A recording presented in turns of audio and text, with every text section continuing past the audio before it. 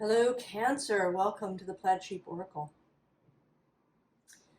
Oh, Cancer. We begin sort of slowly with this Taurus card.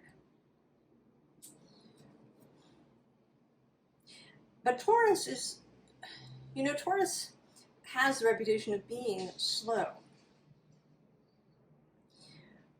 But really it's more about, it's kind of about conservation of energy, acting when it is appropriate. There is also an element of inertia in both directions. So if Taurus is not moving, like an object at rest, it tends to remain at rest. And then if an object is moving, it tends to remain in motion.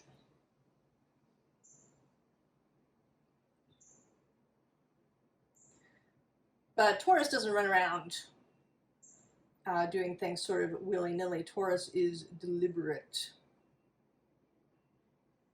energy. And yet, at the same time,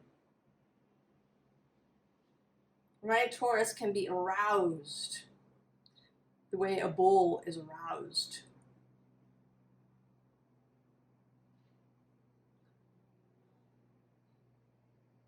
And there's something about honoring all sides of one's nature.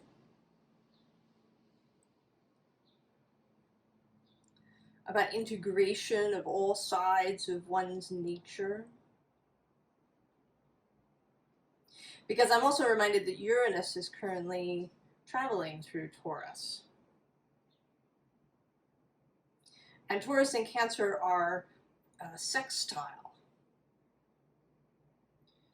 And sextile planets are a partnership.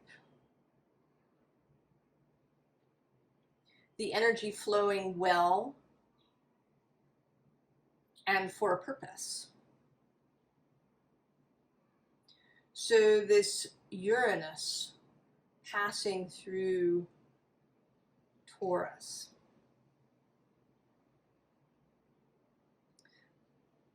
creating movement, creating ripples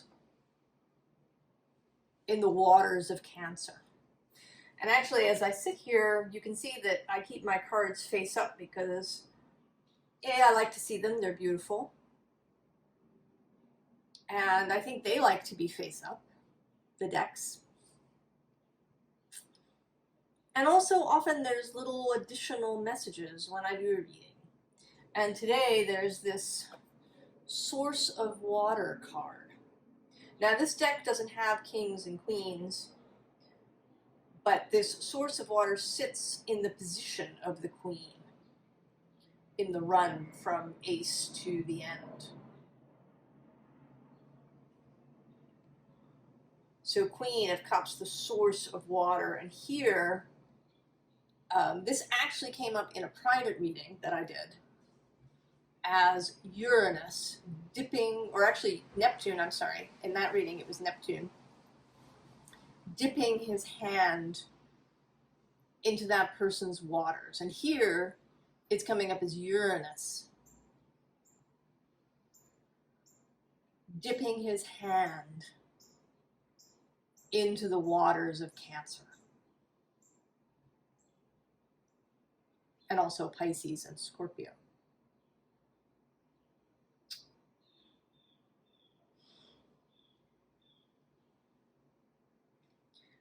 So this disturbance that's radical and electric.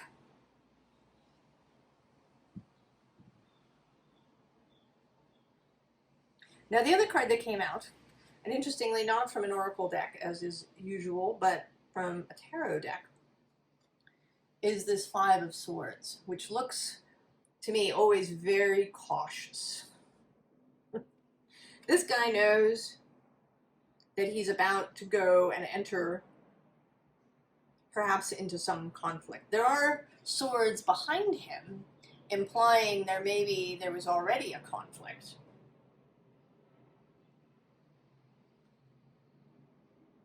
So that he's used to conflict. And maybe you are too. Maybe that's something that shows up in your life a lot.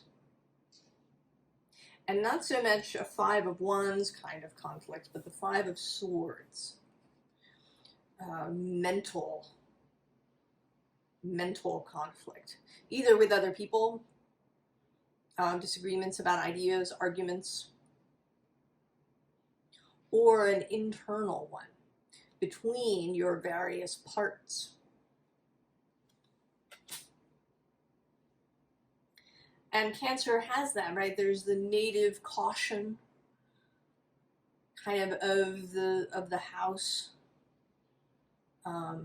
Another card that's showing here is from this deck that was the bottom of the deck, the Imam Quelli, the root, the angle that begins the 4th house, and that is often associated with Cancer, with the home, with things from our childhood, with our origins.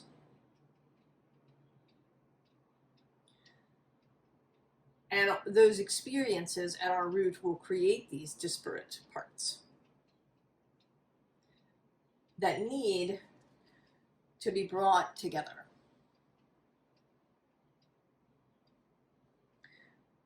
Although this together looks a little bit fraught today, a little bit tense, perhaps. But I think you have been working, Cancer, on creating this united will, on integrating the various parts of yourself. Cancer, who is both this origin, this childhood space, but is also a cardinal sign that wants to initiate, to create. And these two things can often feel like looking in two different directions.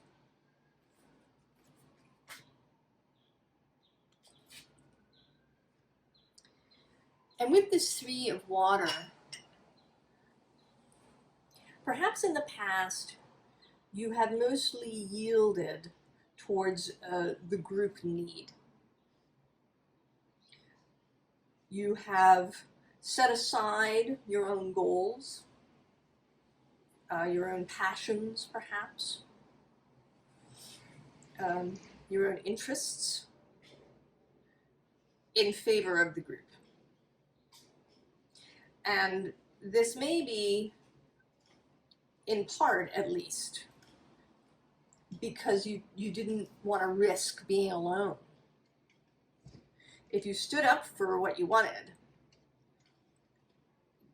it could lead to loss. At least that's what we have in our minds often. And it may be based on what we experienced in our childhood, either personally or what we saw around us.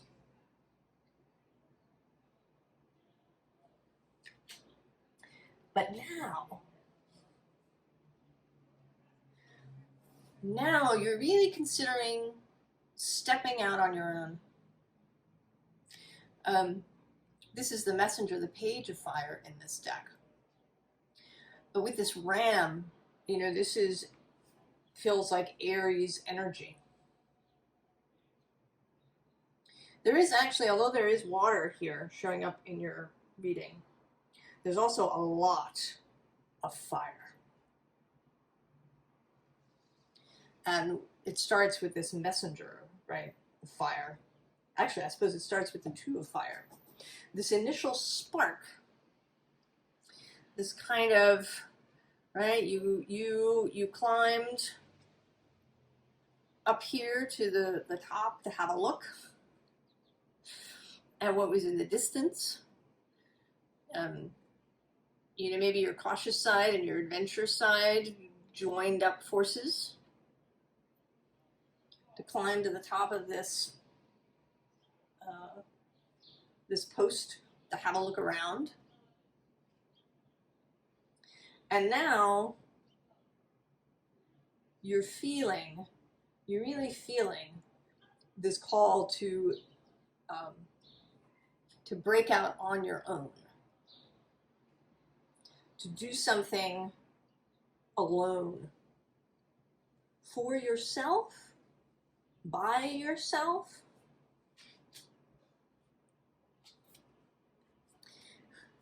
You know, and so we have this 5 of Earth with this mother rabbit. And the imagery here is meant to be, right, the mother rabbit and then her mother. And then her as the skeleton, and then her offspring here. And then the sickle is kind of representative of death, right? This process of generations.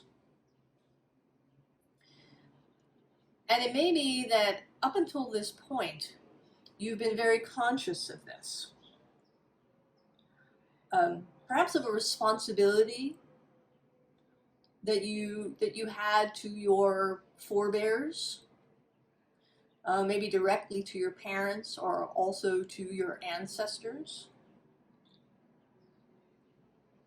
And then responsibilities towards children, if you have them, or towards anything that you create. What is the real extent of that? For example, and I say this as my opinion, and you don't have to take it at all if it's not what you believe to be true. I think you owe your ancestors absolutely nothing in an obligation sense. Except to be yourself, to fulfill your own desired destiny.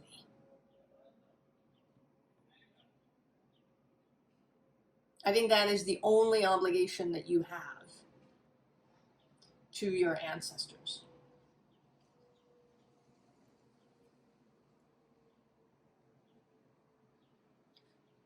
Is to be happy, essentially, or to live your life the way you really want to live it.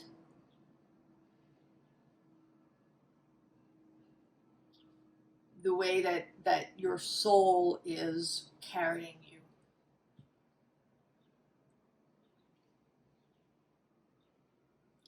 Now, of course, if you have children, or if you have birthed anything into being, there is a responsibility, right? Because you brought that into being.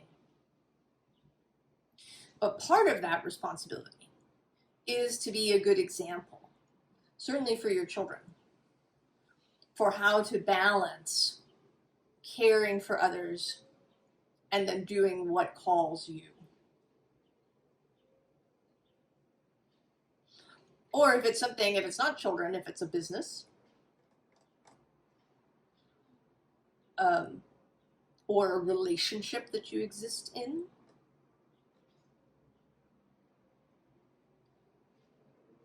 creating a good integration of you and the other. Working towards a win-win thing.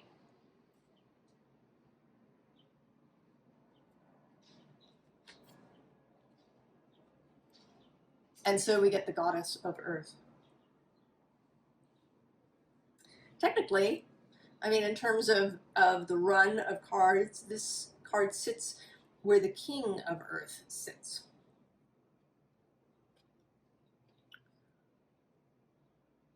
But she's certainly very empressy,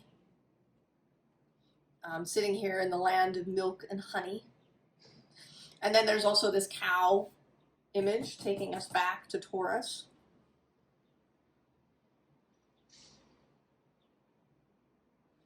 And then there's bees, who are multi-dimensional in my book.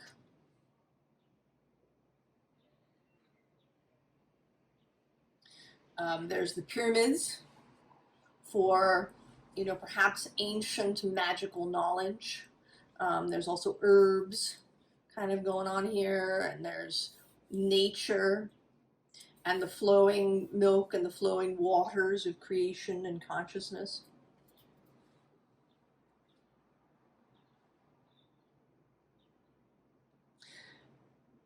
On a very basic level, combining earth and water.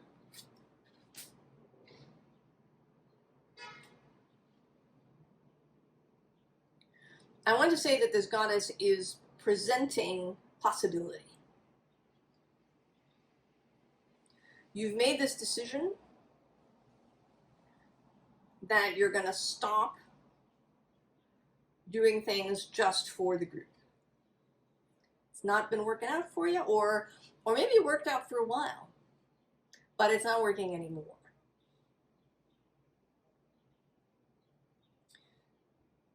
She's here to tell you absolutely, yes, fabulous, great choice. Here's the possibilities.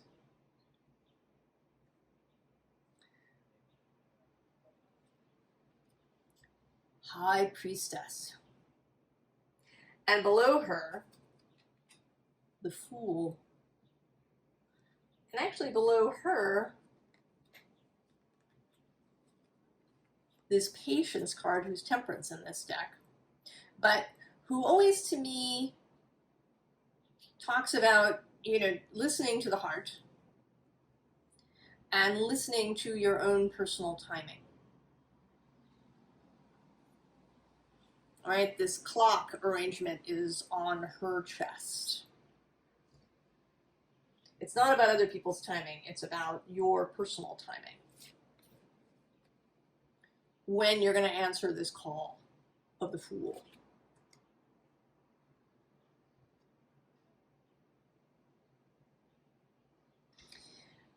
And then there's three figures happening here who I think are who feel like they are representing spirit in some form.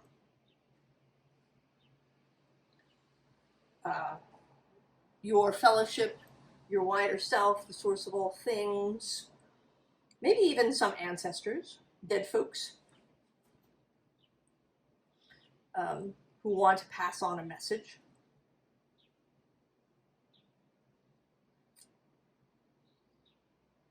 And the High Priestess is, I think she's the most of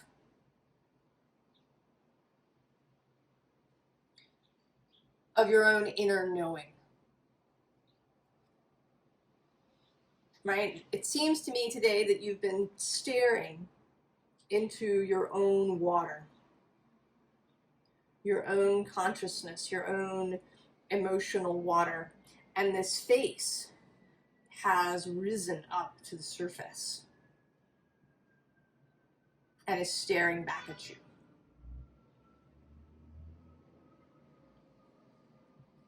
You are, even though you are setting out on this solo journey, you are not, in fact, alone.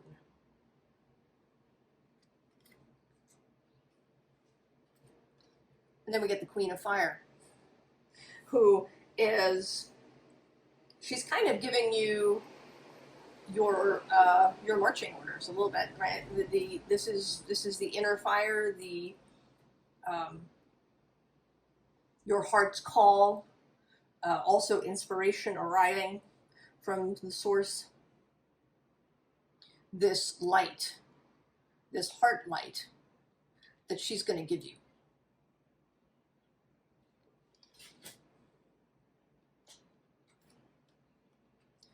And you're going to take it with you. Here, with your amazing giraffe,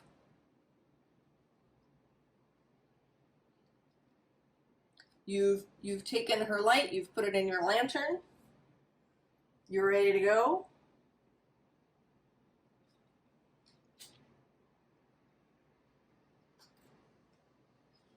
And then we do get the Empress. This, I don't want to call her a goal or a destination. Maybe she's an inspiration. Maybe she's a kind of map. I mean, you have your heart light here to lead you forward, but she's kind of, or maybe not a map, but a like a guide, or a a group of suggestions, or how to deal with obstacles that you might encounter along the way. And that is as the Empress. So you're not, right, you're not going to slice through them with a sword. You're not going to beat them with a wand. Right, there isn't an aggressive punch through kind of quality here. There is a creational quality. There's also an extraordinary level of certainty. Right, you move forward just because you are who you are. I'm bringing forward Terry Pratchett, who I often do. There are scenes where Granny Weatherwax, who's a very powerful witch, finds herself in a crowd. And she moves forward and the crowd parts for her. She doesn't have to beat her way through or yell her way through. The crowd simply, it just naturally, as a consequence of who Granny is and how she moves forward through the world, the crowds part. And that is this energy. And then the Ace of Fire. This focus. But again, it's not, right, it's not a hard charging kind of focus. There's a quietness here, an ease,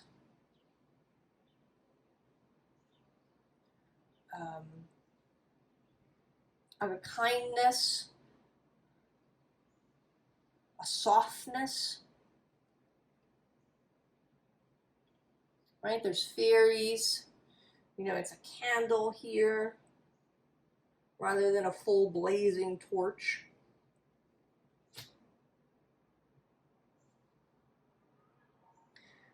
It may be that this balance that you've been creating for yourself between the side of you that's cautious and wants stability and a sense of security has found a way to really work with the side of you that wants to experience new things and have adventures and create something. Whatever that is. And so you have found a way, maybe in the past you've been far too much on either side. That you've been so cautious that you couldn't even get started. Or alternately, that you were so impulsive that it just fell apart because you rushed into it so much. I do have Aries, an Aries sun, and this has occurred to me. When I'm rushed into things without taking plan, without making any plans at all, without really thinking things through even a little bit, and then it crashes and burns. And then I've had other times, of course, I have a lot of Taurus in my chart as well as being Cancer rising.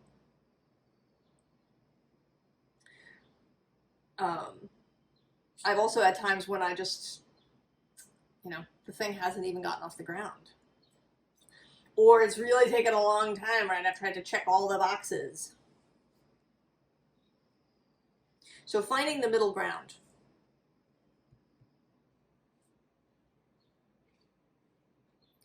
And when that happens,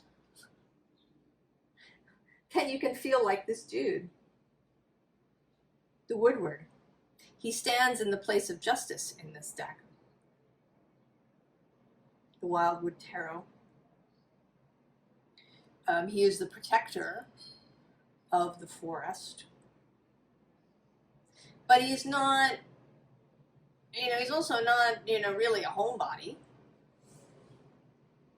He actually makes me think a little bit. If you could combine the Tolkien characters of Bjorn and Tom Bombadil into one. So he's got Bjorn's protective aspect, right? Bjorn protects the animals under his care. When he goes about in his bear form, he protects the forest area from goblins and orcs. But this character has something a little more magical than that about him. Has like a twinkle for me. I think with this lynx and this cup of water that he carries, there's also a sense of Tom Bombadil, who is very magical and very carefree and very fool-like, who isn't impressed by the One Ring at all. So the ability to have this, strong, protective,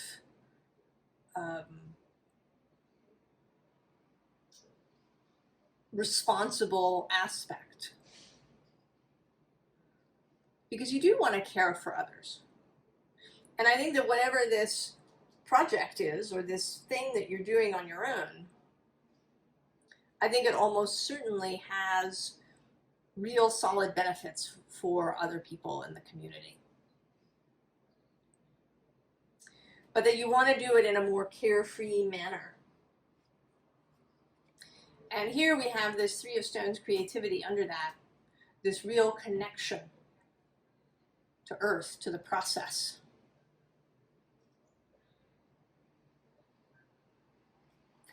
And at the bottom of this deck, well, actually first, there's this Queen of Pentacles. And then at the bottom of the deck is the Queen of Bows, who is the Queen of Wands.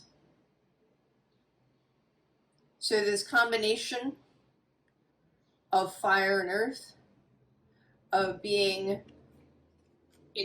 solidly responsible, and also being inspired and mystical and magical.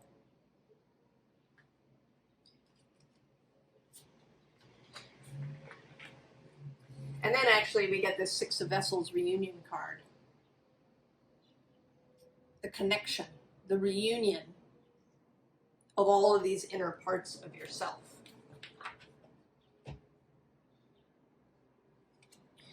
Now this isn't going to happen instantly. There's going to be some practice that takes place. And you might receive instruction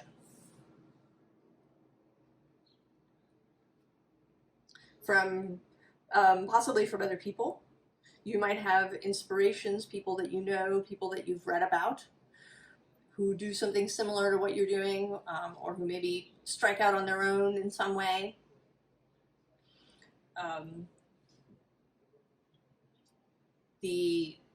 An instruction from your own soul, your own heart, on how to continue shooting your own arrows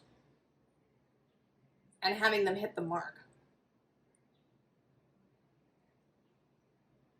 and shooting them for yourself and in the way that you would like to.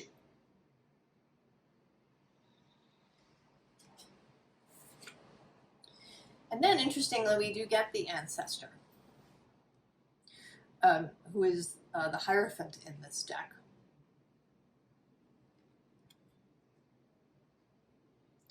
And I think that there may be things about your ancestry, now that that's come up a couple of times, that's relevant. It may be that you have an ancestor who chose not to strike out on their own and regretted it. Or alternately, you may have an ancestor who really did and who succeeded.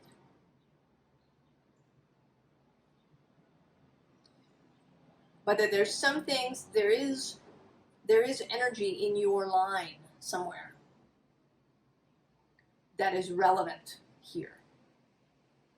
And I would say that this is not about anything, again, that you owe your ancestors.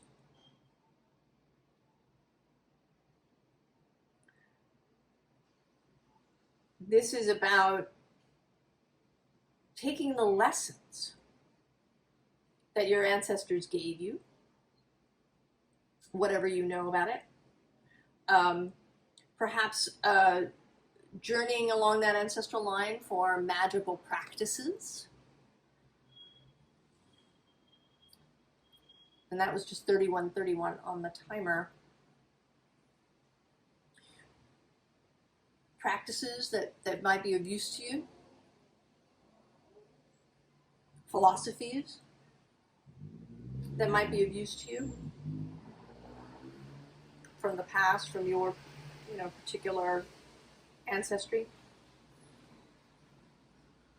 And also, what may be standing in your way? Is there some pattern that repeats in the history of your ancestors that is showing up again in you, that you can just stop?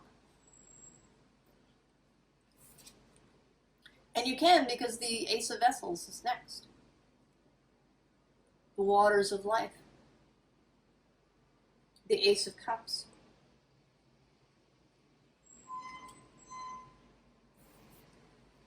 The new beginning. And then the Knight of Bows. The Knight of Wands. I love this fox. He looks so happy and satisfied. So pleased.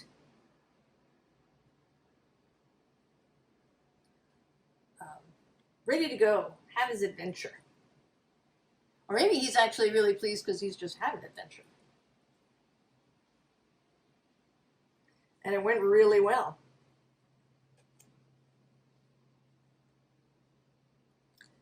And then you show up.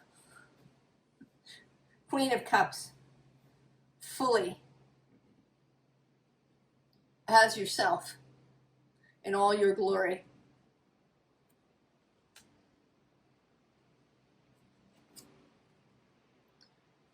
Four of Swords. Internal clarity.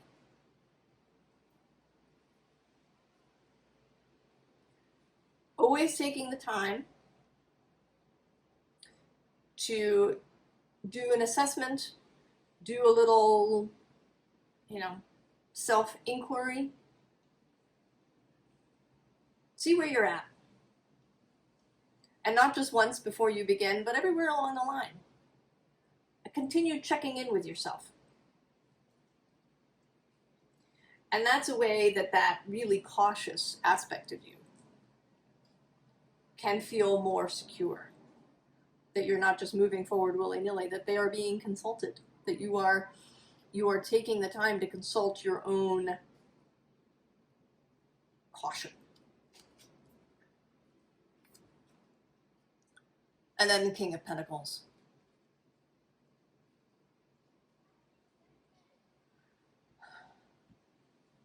Knowing. Right? It's interesting to me that, her arms are out and his arms are out. There's this kind of golden thing going on here and here. Right, brown and brown. There's a callback to this card.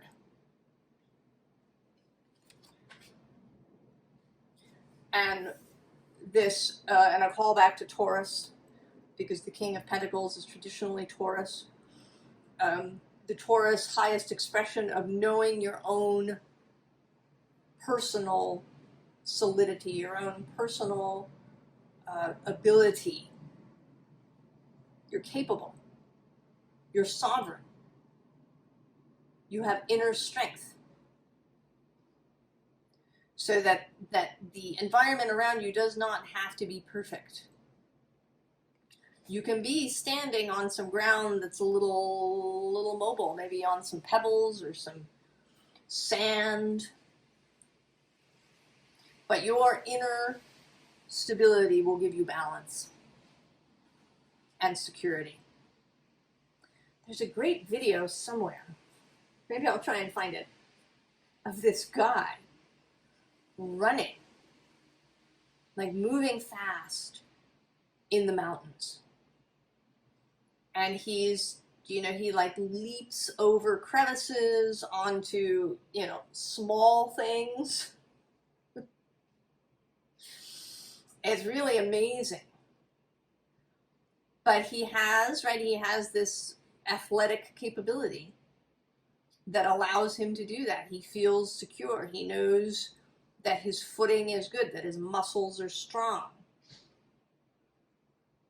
that his intuition, his athletic intuition, is working well. And this can apply in non-physical ways too. And then we have this Page of Pentacles, and the phrase that came into mind when I saw it was sitting pretty. You're sitting pretty on this pentacle. Sitting pretty.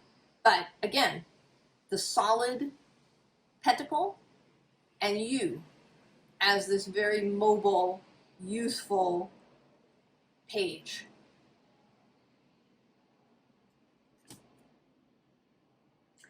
Now the advice is so interesting. So interesting. Comes from my kitty major arcana deck, Arcani, Gatti. And the underlying is the D, Amati, the lovers.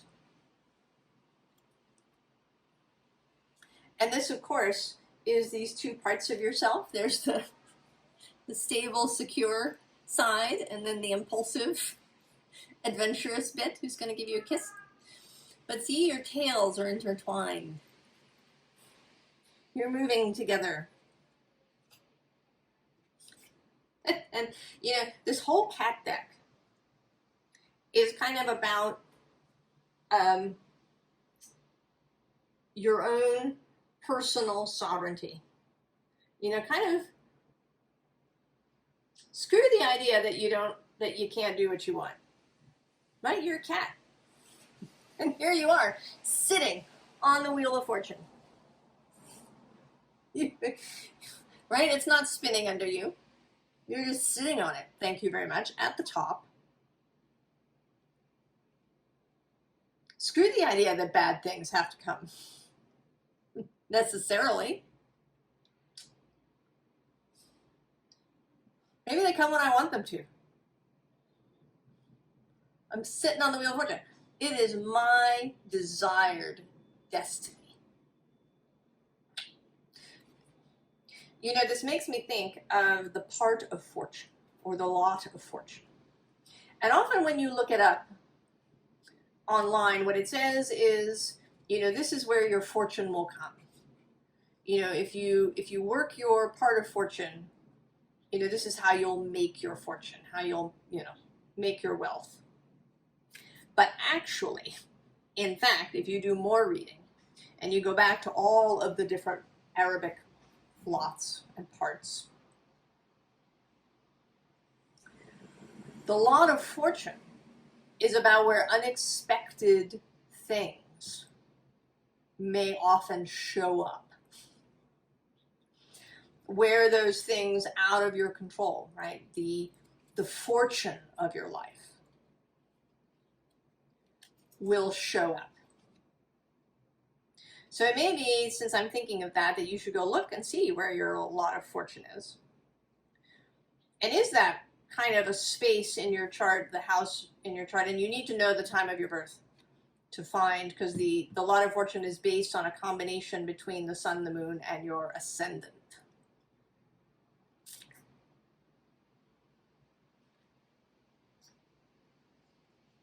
Where is it? And have actually the right, is that kind of the space where big unexpected things occur? And has that up until this point been a problem for you? Well, maybe you can take control of that.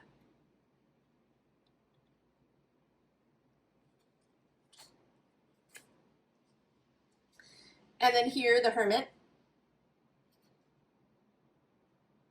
Your own judgment, relying on your own judgment, keeping your own counsel. Keeping that in mind when you read or listen to things.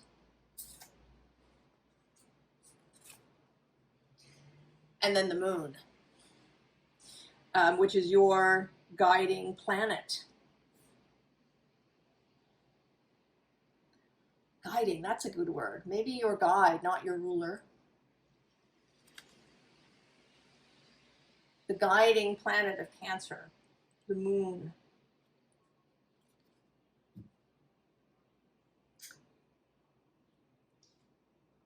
And again, very satisfied here. This cat. And again, technically this card is associated with Pisces, but that's only in one system, frankly. That's one particular system coming out of a particular group of people. So who cares? Today it's you. Sitting pretty, Cancer. So lastly, before we go, I'm going to read you a little poem from Rilke.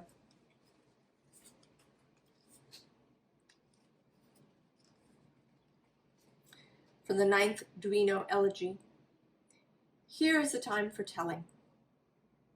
Here is the time for telling. Here is its home. Speak and make known. More and more the things we could experience are lost to us, banished by our failure to imagine them. Old definitions, which once set limits to our living, break apart like dried crusts.